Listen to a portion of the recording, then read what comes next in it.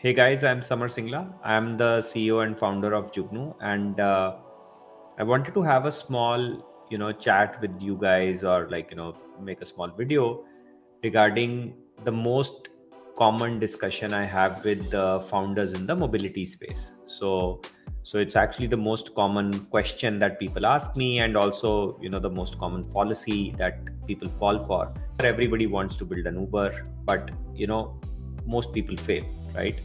Why do they fail, and how to go about it? So let me first start with the fact that low the most important thing that you would like to do when you think of starting a mobility business is that you think about your differentiation, right? That's the one single most important thing that you think about. Cannot go forward in mobility business without thinking about a differentiation uh, with Uber, Olas, Grabs, TD, or whatever that is in the world, in your part of the world. So, because mobility is a very large market, right? The TAM, the total addressable market, is huge. So these large companies have been very, very aggressive. They've burnt a lot of money. They've created a big market, and now they obviously don't want small players to enter, right? So this is the first question I ask people when they are thinking about starting a mobility business using Jugnoo platform. Um, you know, what is your differentiation?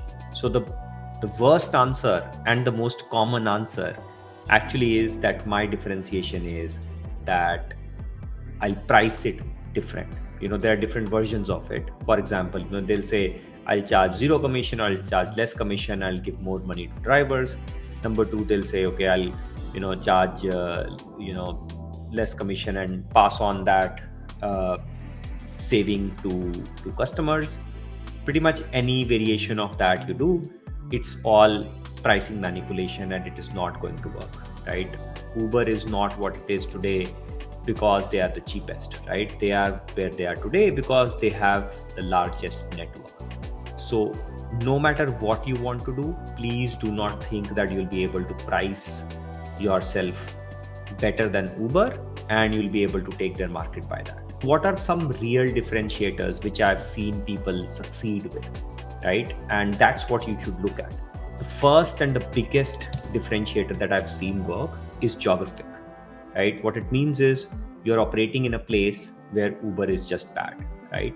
Or does not exist. When I say Uber, it could be any of the larger ride hailing companies, right?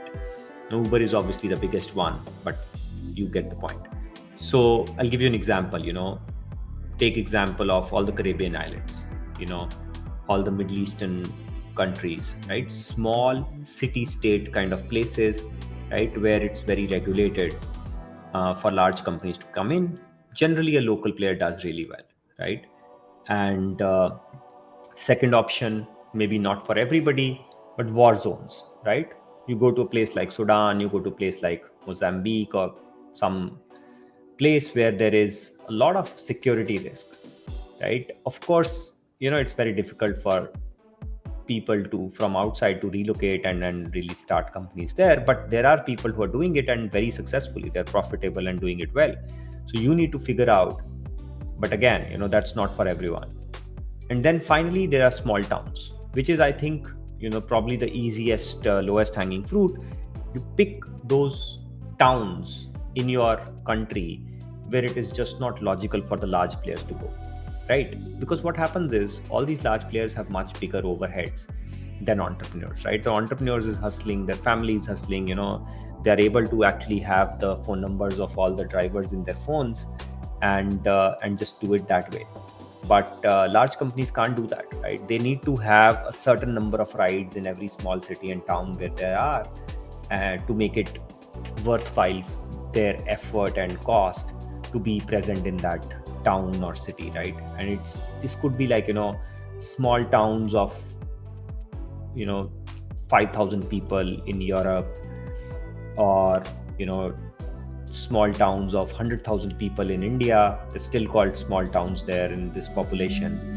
uh, they'll have maybe like 100, 200, 500 rides a day, which is very small for the large ride-hailing companies, but not small for local communities.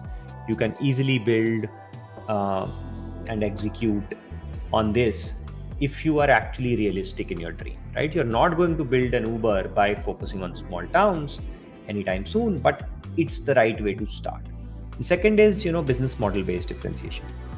What I mean by that is, so when people think about ride hailing, they think about, okay, there's a taxi, I press a button, taxi comes, I go. That's actually the most difficult model. You need a lot of inventory, you need network effects, you need to figure out peak timings and stuff. It's very, very difficult, right? But what works is that you can actually take these small business models, which are smaller in terms of the number of transactions that are happening, but they are actually not that bad. So I'll give you some examples, like airport taxi.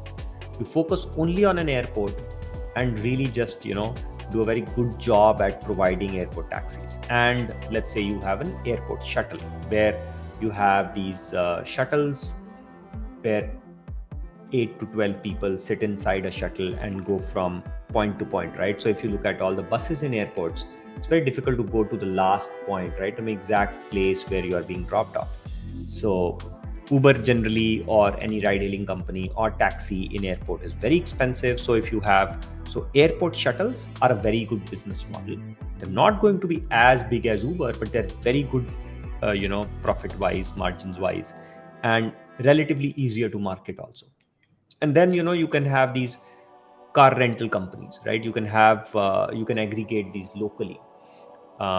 Then you can do fixed route shuttles, right? Fixed route shuttles means there can be variations, but roughly it means that people put their commute times and areas in an app, and then you club them together, right? And do like a ride sharing service around that.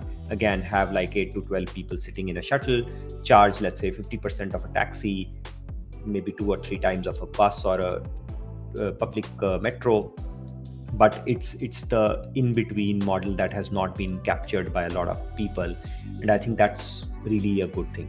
If you ask me, I would go to a geography where Uber is not that big and start a airport shuttle, right? I think that's like the real easy low hanging fruit that's still not exploited that much by a lot of large mobility players, because it just doesn't make sense for them. They're not able to focus that well on that.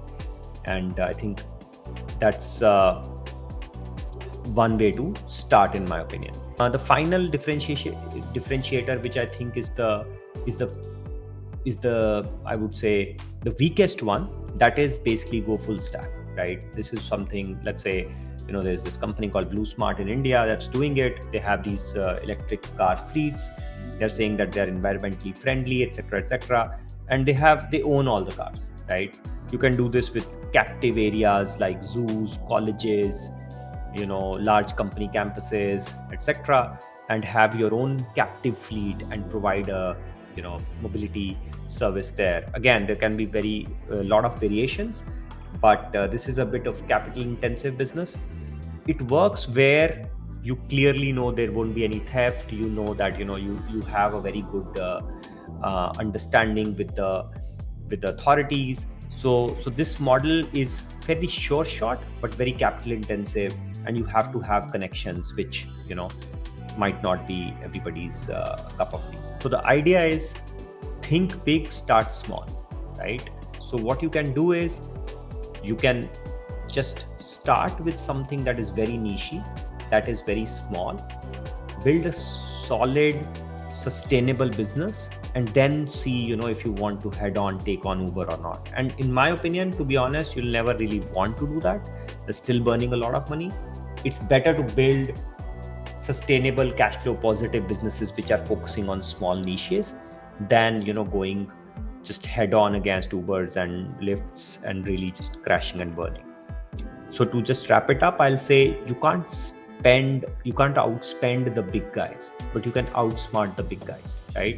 If you're a small startup starting up in mobility, you like the space, by all means go for it. You have to be thinking like a rat that is trying to survive and see if it works. Thank you. If you have any questions, you can put it in comments. I'm happy to make more videos and answer any doubts that you have about mobility or on-demand businesses. And yeah, thank you very much.